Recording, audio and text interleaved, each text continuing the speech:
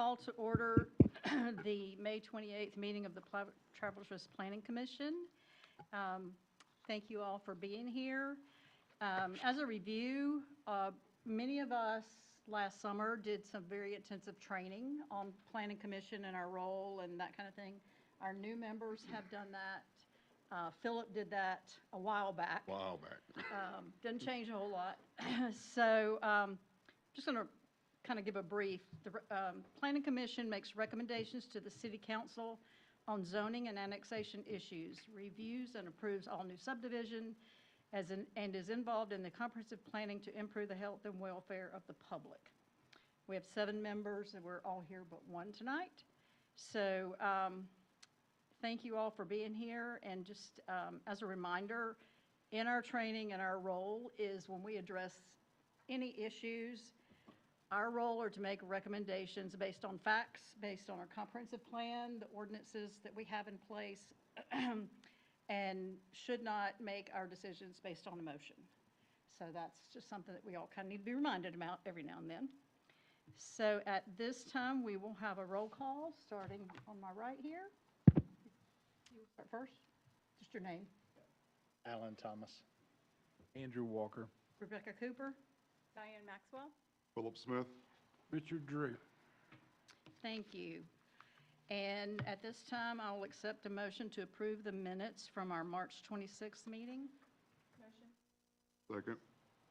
Any discussion? All those in favor, right hand. Opposed, like sign.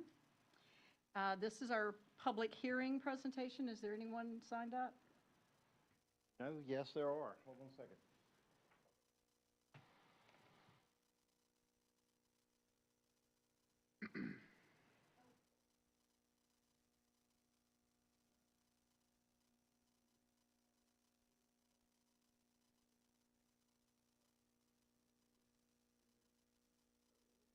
I have one. All right, TR 2608 or TR 2609? Is TR 2608, Martin Hill, Okay. 36 Williams Road. Okay, Mark, just come on to the podium. We have a 3-minute. Yes. Okay. Good evening. My name is Martin Hill. I'm a Travelers Rest resident. I built my home here in 2020. I'm here tonight about the proposed William Road annexation and subdivision. I want to be clear about what I'm not here to do. I'm not here to oppose all development in TR. I'm here to ask one specific question about how the city applies its own rules. When I built my home in 2020, the city planner's office informed me in writing that I was required to connect to municipal sewer service. I followed the city's direction. I paid the connection fees. I completed the sewer hookup as a condition of my building permit. The proposal before you tonight is being presented as a development that doesn't need to connect to sewer, because according to the developer at the meeting last week, the project will use a private road, and that they say exempts them from the connection requirement. So my question to the city and to the staff is this: what specific section of the city ordinance allows that exemption, and why was that exemption not available to me and to all of my other neighbors who built after me? And we all access our properties via private driveways as well. Is there a code language that creates a private road exemption? I'd like to hear the city engineer or the planning director read it into the record tonight and explain why my situation in 2020 did not qualify. If there is no such code language, if there is a discretionary determination being made specifically for this developer, then council needs to know that, because the same discretion was not extended to existing residents under the same ordinance. I want to underline why this matters beyond my own situation. The city's authority over development depends on residents trusting that the rules apply to everyone. If we're told the sewer connection requirement is mandatory when we build our own homes, then the developer comes in and is told that it doesn't apply to them, the message is to the residents of TR is that the rules are for us and not for them. That's not a small thing. That's the foundation of public confidence in the planning process. And that's it. I thank you for your time. All right. Nobody else has signed up to speak. Okay. So on to new business. We first have TR 2608, the applicant John Groom of Legacy Capital Group requests a zoning map amendment to rezone a portion of property located on Williams Road. The request is that 8.15 acre portion of parcel 503030101-600 be annexed into the city of Travelers Rest and be zoned R15. This portion of the property is currently unzoned. So, who's first? I will go. Okay. And I have provided to you a packet. I don't know why I have a comment thing there. This is the application. This is the area around the property. So to explain it, when the city of Travelers Rest became a city, they made it a perfect circle. I don't know what the diameter was, but because land isn't cut in the same perfect circle, you end up with parcels of property that get split. And so part of the properties will be in the city, and part of the properties would not be in the city. So this, when you see from the land use, the yellow area is the piece that is under consideration, but is not all of the property. The remainder of the property there to the south, where my little cursor is already in the city, and it is zoned R15, as we will see on a subsequent slide.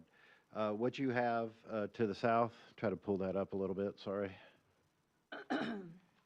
I'm bad driving a computer. What you have to the east side right here where my cursor is, that is actually R10, and everything to the south is R15. R10 means that you can have 10,000 square foot lots. R15 means you can have 15,000 square foot lots. The current piece is an unzoned piece of Greenville County. I wanted to go ahead and look up the information. It's not provided in your packet that applies to that. According to the Greenville County Land Development Regulations, if your unzoned piece of property and sewer is not available to the site, the minimum lot size is 1.5 acres. If, however, sewer and water are available to the site, if public sewer, public water are available to the site, then the minimum lot size is 6,000 square feet. So what it is basically the same as if we called it R6, which doesn't exist in the city of Travelers Rest, and it's an unzoned area, so it's basically just a premise. 6,000 square foot lot is what you would be allowed on that piece of property if sewer came and was available to the property. The next slide shows the future land use. The future land use map is not within GIS, basically. It's within our comprehensive plan. So I've pointed to the little cutout area where the city kind of goes around this piece of property. The yellow that is all the way around it is the future land use low density residential. I think that is all of my slides. You also have my planning staff report in front of you. Before I launch into that, I would like to provide some information as to regard to the comments. So the way the comments work and the way the code is written, and this is not in the zoning ordinance, this is codified in our city ordinance. If and when sewer is available to the property, a city resident is required to connect to the sewer. It's a requirement that is governed by our ordinance. In this, and let me go back to a map, and maybe I can show a little bit of what's going on, because it's so at the bottom side of this property, and this doesn't cover enough, let me, I'm going to scoot it over a little bit if I can. To the south, there are two stacked pieces of property, actually a third piece back behind it. So 1, 2, and 3. This property right here in the corner is 112 Williams Road. The sewer, the gravity sewer, is inside Williams Road. It serves the property at 112 Williams Road, but the sewer flows to the east. Because sewer has to flow downhill. It flows downhill from that location at 112. This property sits below the lowest elevation of the sewer. And so the front corner of the property, right here, just the very front corner, actually sits below where the location of sewer, and the closest manhole is 200 feet away. Because of that, the sewer is not available to the property at this time. From everybody from address 1 to 112 Williams Road, sewer is available to those properties. It is not the city's sewer line any longer. It belongs to Metropolitan Sewer Subdistrict. The applicant will have to go to Metropolitan Sewer Subdistrict, and they will have to get a verification from them as to whether or not sewer is available to the property. It is under Metropolitan's, it's their call. If sewer were to be made available to the site, they would not bring it from Williams Road. It would be required to come up the creek, which is basically a tributary of the Enoree River. The sewer runs up the Enoree. This means nothing, but to me, it means something. It runs up the Enoree River. It does not run up the tributary of the Enoree, and that's about 2,000 feet away. It is perfectly within Metropolitan Sewer Subdistrict's call to say you're going to have to bring sewer to the site 2,000 feet and tie in at a manhole right there. Basically, it would be at Tubbs Mountain and the Enoree River is where they would end up having to tie in. And so that is their call. If sewer is made available because Metropolitan requires it, then sewer will be to this site, and the site will have to develop under the regulations that apply to site that has water and sewer. Currently, that would mean the site, portion of the site that's in Greenville County could have 6,000 square foot lots, and the portion of property in Travelers Rest would have 15,000 square foot lots. And so with this, the applicant is requesting that it would come into Travelers Rest. The benefit would be it wouldn't be governed at the subdivision level by two separate entities. It would be the same entity at the subdivision level. If sewer was available to the site, then it would be R15 at that point, is 15,000 square foot lots, and then they would abide by those codes. If Metropolitan deems that there is not sewer available to the site, then what would happen is the applicant would subdivide the property, making use of a summary plat. The summary plat is you can subdivide a piece of property into 6 lots. That's the maximum. You cannot subdivide it any further. If there's any further subdivision, it would become a major subdivision, and a major subdivision requires a preliminary plat, and they must come before this board, the Planning Commission, for you to review the code and to review the preliminary plat to confirm whether or not it meets the regulations of a major subdivision. A summary plat is reviewed at staff level. It has to have 6 lots. It cannot have a brand new road. So what ends up happening is you end up with flag lots. It's done a lot along Williams Road right there.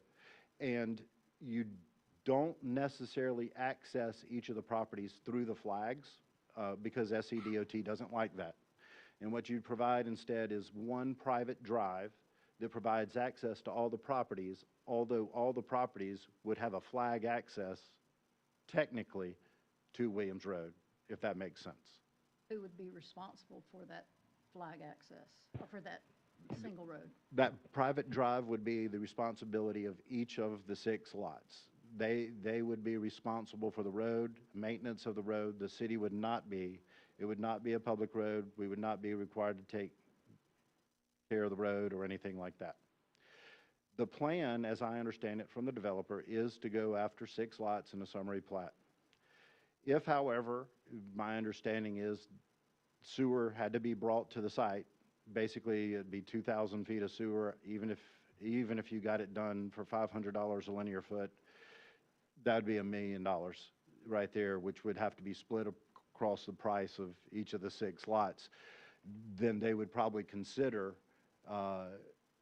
making it into more pieces of property. But again, if it did that, it would have to come before this board because it would be considered as a major subdivision and a preliminary plat. Without reading my staff report takes a look at the future land use plan. It is low-density residential all the way around the property. It fits into what the comprehensive plan is. And knowing that they have to abide by all the rules and regulations of the City of Travelers Rest, Metropolitan Sewer Subdivision, Greenville Water, and SCDOT encroachment, we would recommend approval with the condition that they have to meet all the Travelers Rest zoning ordinance rules and regulations moving forward. Thank you. Any questions for Jay? That was a lot of information really quick. So does the sewer line stop at 112 Williams? It's hard to explain. The last manhole does not stop at 112, but 112 has a service that connects into the manhole. And so that service probably runs 150 feet. That is not typical. Usually what has to happen is you only tie in right in front of your property. So if the manhole was in front of your property, that you could tie into it. That was done at an earlier date and age when a different standard was used. Early in development, most older subdivisions allowed you to tie into the manhole, so you could have 3 or 4 services into the manhole. And now they don't like any attachments to the manhole. With that being said, no, the sewer does not extend to 112, but the service lateral does extend to 112. And then it heads over to Tubbs Mountain? Heads back to Tubbs Mountain. Nothing over to 276? No, Main Street? nothing towards 276. Empty street underneath? Empty street underneath, yes, ma'am. I don't know if this is a question for you or not, but if things progressed and Metro or whomever decided to go ahead and put a line in, would adjoining property owners or wherever that line runs through, would they be able to tie in, or must they tie in? So the way that would work, there's only one other property owner that would be there. That would mean sewer was available to them. And so that property, if developed, would have to tie into. Have to. Yes, they're required to by our ordinance. If they were required to do that, the burden would be on the developer to get the encroachment or the easement to come across another subject property, and Metropolitan would not pay the cost. All that would be borne by the developer. Legacy here to do their part?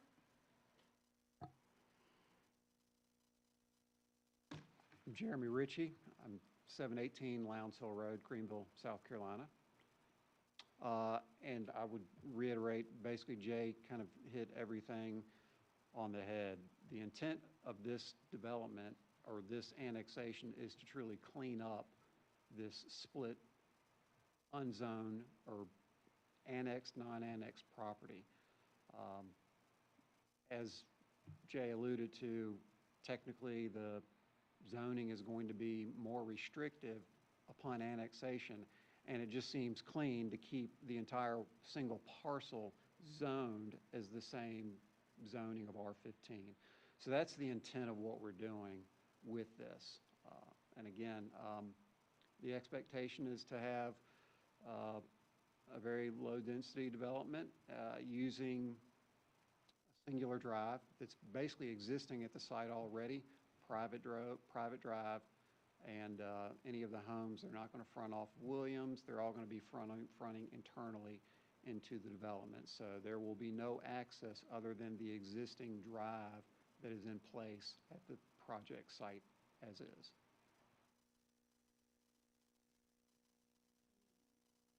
Potential square footage of the homes you're thinking towards, value, that kind of thing? Not at this time. I think they're probably going to be higher end homes just because it's a really nice piece of property, and they're going to be large. I think the lots on the front side are basically 1.5 to 2.5, 3, 4 acres, and then the back acreage was 8 acres itself. So they're probably going to be higher value homes. Questions? So permitting happens, everything happens, do you have a timeline of that start? I'm sorry, say that again? When would your timeline start of construction? For construction, I would say you'd probably be looking at, probably, it would take, I'm going to guesstimate, 3 months or so to go through the permitting process. So late 2026 at best. Metropolitan Sewer decided they did want you to run down the creek, are you considering that you would go that route, or you might? I think there were Abandoned. preliminary conversations with the adjacent property owner, and I'm not sure that they're willing to offer any easement. And I think ultimately that would be, we can make an effort to obtain that easement, but if it's not there, we don't have the opportunity to fight. And again, it's a really nice piece of property, so I don't think the idea is to go that route. So the alternative would be septic tanks. Correct.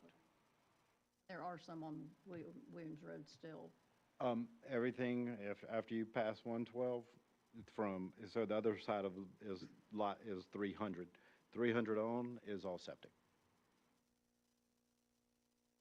Other questions? So if this zoning's approved, what is the likelihood of, there looks to be larger parcel behind there? I don't know who owns it or what their use is of it. Is that something that you put into a thought plan to acquire that and enlarge The large parcel to the north of Behind. the site? behind the rezoning request? No. No. I can answer that question because it's been answered on social media by the owner. So all of that property is within the Brazier family, Oh, on that side there. and Okay. they have declared they will not be developing. And so there is no plan that they Beyond would this- beyond access that this. property. And again, if it did, then in order to access it, you're talking about what there would become a public road or a private road, which is different than a private drive. It'd become a private road, which has to be built to public standards. And there's a creek crossing that would have to be brought up to public road, private road standards. And that would be substantial, yes. One thing when looking at annexation is the return on investment. So with the large lots, the type of property, the larger, higher-end homes, like the ROI would be there from the city's perspective. Done in the past. And it's not the first time that we've seen something regarding this particular property and area. Sometimes it takes years to finally pull the trigger and get things done, so. Any other discussion? On the land use map, let's make sure I have clarification. The existing manhole on Williams going towards Tubbs Mountain is in the east direction, correct? Yes, sir. Okay, so my question is, at the north of this particular parcel, in the yellow shaded area, what's the elevation at that point? Let's do this, if you'll bear with me for a second. I think I'm already in the maps in that location. I believe the high point And of the so, site is. Let me, I'm gonna turn on, Topography. I'm gonna turn on the topography Hmm? layer of this thing, and I'll show you where the, so we'll zoom in about right where it says 1088.6. That is approximately the location of the manhole of the sewer. And then right here at the edge of this property That one, is 1080 yeah. and 1076. Now, what the 1088.6 doesn't take into account is that manholes have a depth.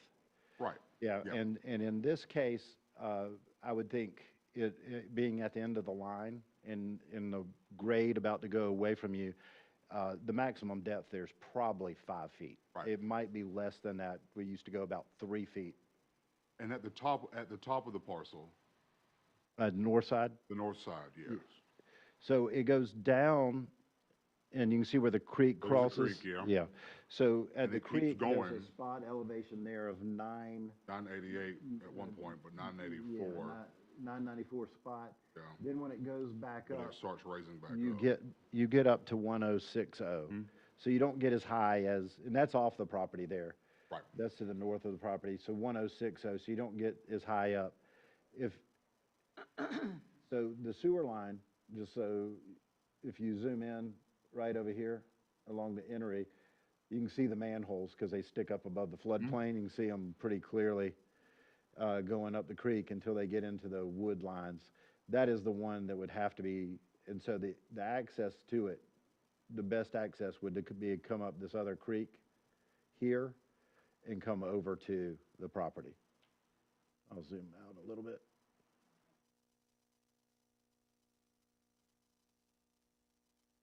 And so there would have to be,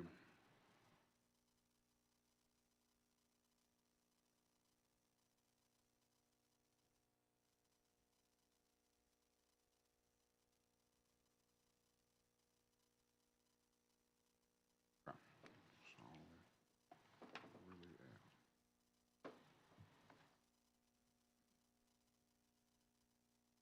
and can you go back down a little bit? I just wanted to make sure I get that other spot, the other spot elevation. Yes, down sir. For the road.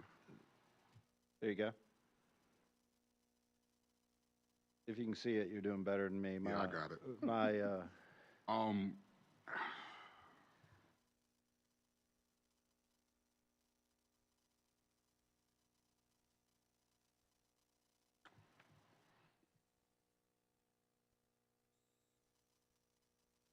I think I think my only concern is the terrain.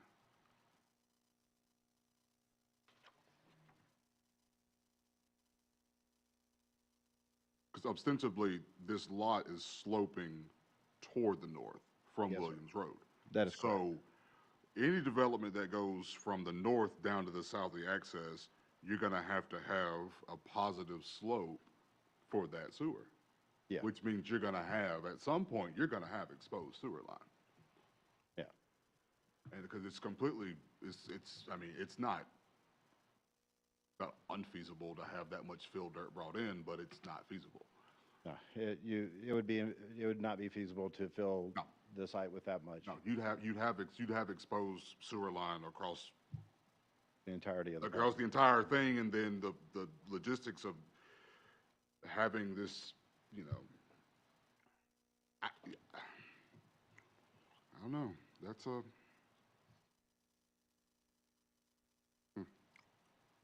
Fortunately, we don't have to figure that out. the architect and me has to I figure it know, out. I know. I'm like, wait a second, how's Yeah, this yeah. gonna work?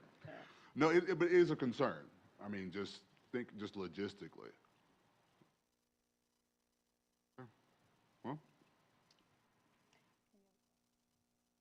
So Stillwater is property that's going to build there, is that, the owner that's going to build there?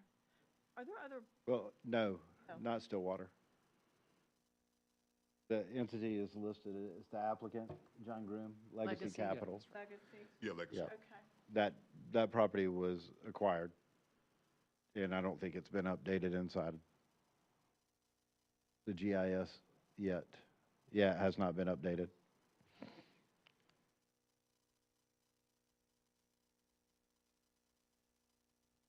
Right, any other questions, comments?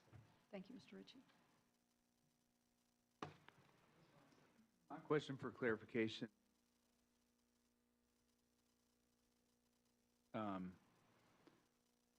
So if it's annexed in, it falls under the R15, correct? If it's not annexed in, it could fall under an R6 and more.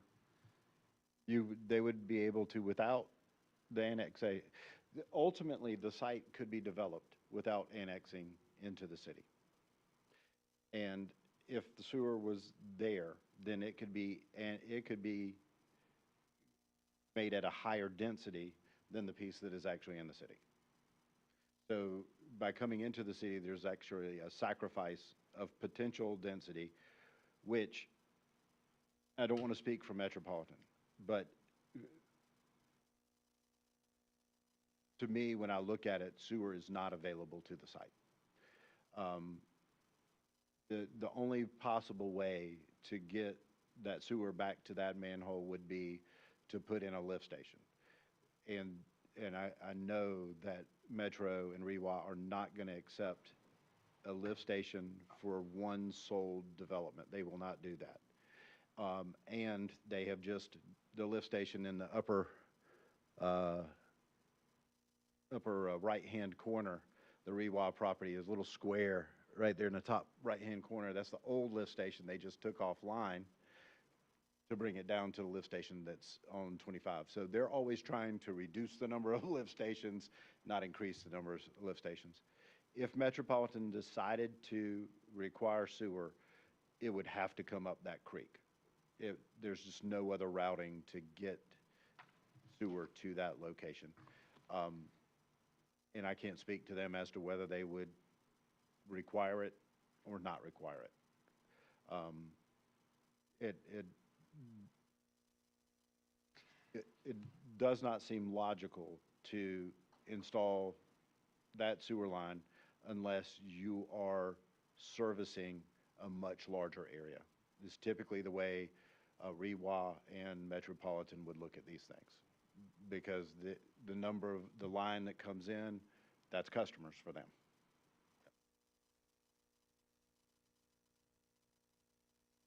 Can we ask how many attended the meeting? How many attended the community meeting? There was 20.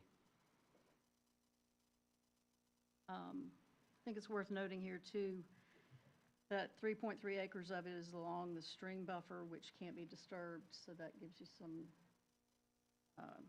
inclusion of natural land.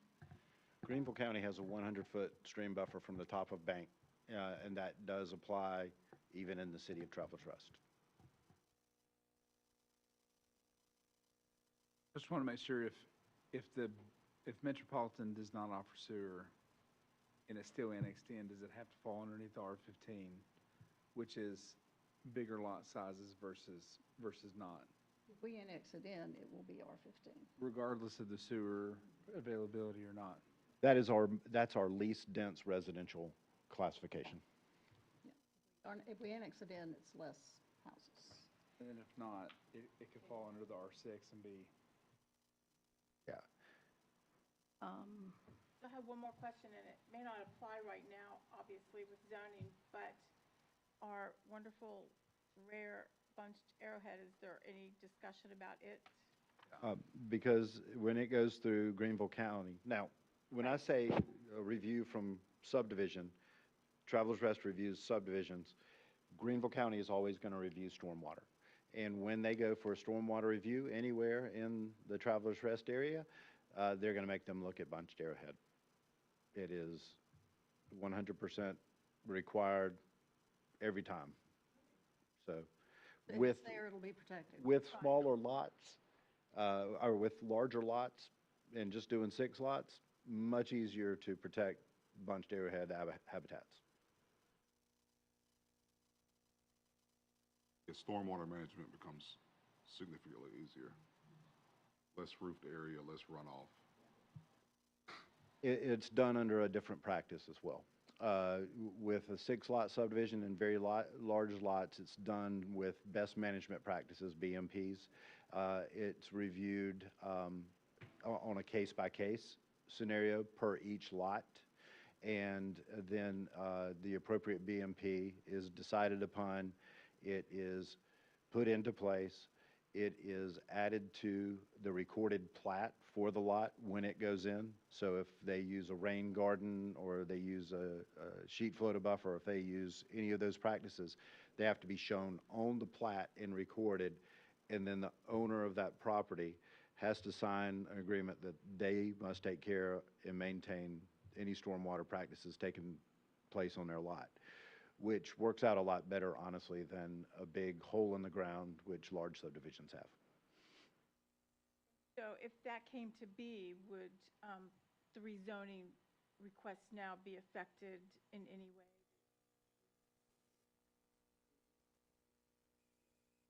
So if rezoning is approved tonight, and then down the road, there's this little plant found on property there, how would that affect what you want to do at all in the rezoned? It would affect it in the sense that we would adhere to whatever the requirements are to avoid, the impacts associated with it. It's not going to change the development. If anything, it would probably, there's the potential to reduce lots. But given the size, in theory, we have 2-acre lots. We might be able to just take the 6 acres over 15 acres, or 5 lots over the 10 acres up front, and maybe compress those down a little bit, just to provide extra space to avoid those bunched arrowheads or whatever the environmental concern might be, if it happens to be something other than that. I think we have enough room with a summary plat, 6 lots total. We should be able to make all that work out on the 20-acre parcel in total. I get the impression that this development, regardless of what happens here tonight, is going to happen. And I think there are some benefits to it being in the city. The access that you're going to have to go through the city, the traffic is going to be there whether it's in the city or not. The number of houses is not. So, okay, just want to clarify that. Thank you. Else? All right, at this time, I would accept a motion to either approve or deny this application to go to council. Motion. You have to do one or the other. Oh, to accept, yes. Okay, motion to accept, is there a second? So, Motion to particularly approve. approve with conditions. With There is a conditions, condition, absolutely. yeah. Approve. And is there a second? Richard, seconds. Okay. Any other discussion here? All those in favor signify with the right hand. All those opposed, like sign. Thank you. At this time, we have TR 2609. Matthew Himmler, who's going to speak to that one? You're going to start us off, Jay? I'll start us off. If I get back to where I was on my computer here. And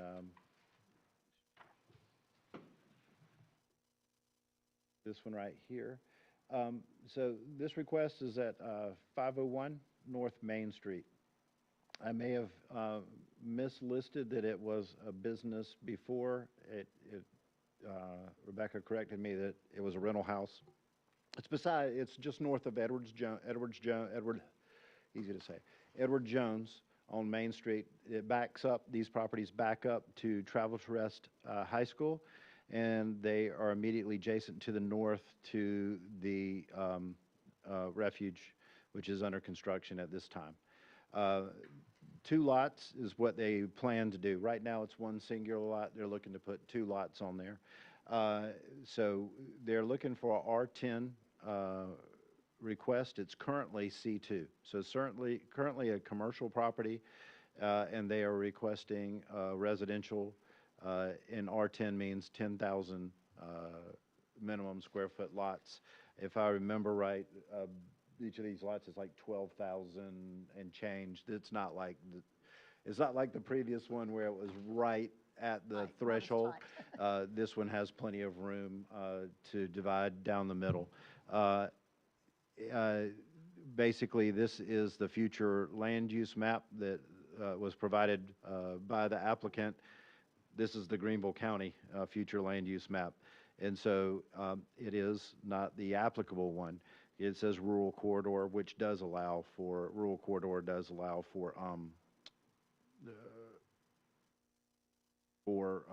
residential, but our future land use map that you have in your packet,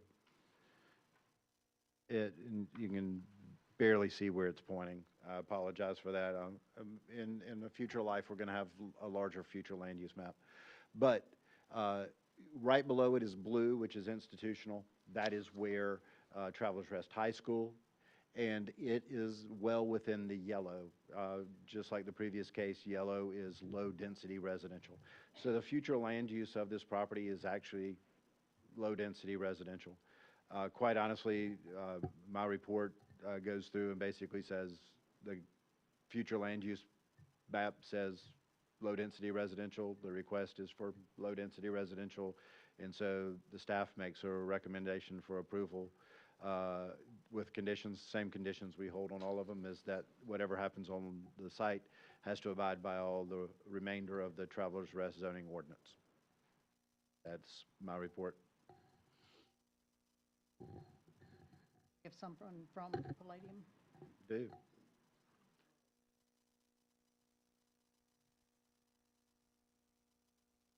Good afternoon. My name is Bjorn Olivier. I work with Palladium Homes. I'm a project manager for them. I don't think there's much more to really add. I think the main thing is that it was a C2 commercial, and we'd like to just rezone it to R10. And we do have some proposed houses that we have on here. If there's anything that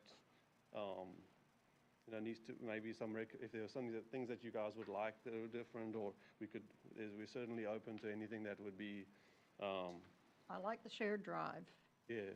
we do rather have than two shared- separate entrances. I Yeah. think that's a Simplifies good it. use of. Simplifies it. Yeah, Yes. and I'm sure DOT's happy about that as Yeah. well. But yeah, One curb DOT cut. would dictate that as Yeah. well, and they'll like that far better. Plus, there's already an access on the property. Right. It does, DOT, this is DOT's purview, so this is just information. It's good that there's only one, because it drops off there and you have to pull up. You do have visibility both ways. When you get there, it's just on an uphill. It's a good thing you don't have a manual drive car anymore. So, Yeah. True. Yeah, and so. Square footage of the potential houses. We're proposing about 2,800. That also can be something that we can move around, Well, as we're- Is that 2,800 footprint or total? That's the total. Okay. Yeah. Oh, We're- Well, sorry. I'm somewhat you mean familiar of- with of each Palladium, house, yeah. so. I'm asking if is that 2,800 square foot footprint of like the actual footprint on the site, or is that 2,800 total square No, foot? yeah, it's just a total. So Okay. it'll probably, if there's a bonus. that'll be room, first and second. Okay, exactly, yeah. So are these homes that you have on your poster, Lot 2 residence doesn't show a rear entry garage, is that going to stick, or? Right now, I know that this one on lot 2 has the garages on the front here. On the front there? On the the front, front. sorry, like on the front of the house. You can see them. I know on that proposal, Right. yeah, you have it in the back. These are just ideas, more of the house plans, more like aesthetics looking for the homes. So are they going to also be similar to the homes that are across the street, catty corner, that are being built by Palladium there? that's a you're talking- 401 North Main. The previous one that came in last month, Okay, yes, is similar to those houses. yes. Sign of those? Correct, kind- yes.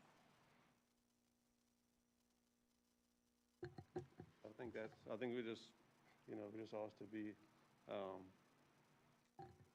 favorable recommendation that we can get considered to get that approved. What timeline is this project on? If we can get approval, we can build and have completed probably about 6 months if we could do them both at the same time. So 6 to 8 months maybe, with obviously permitting and everything included. Other questions? Thank you, Jordan.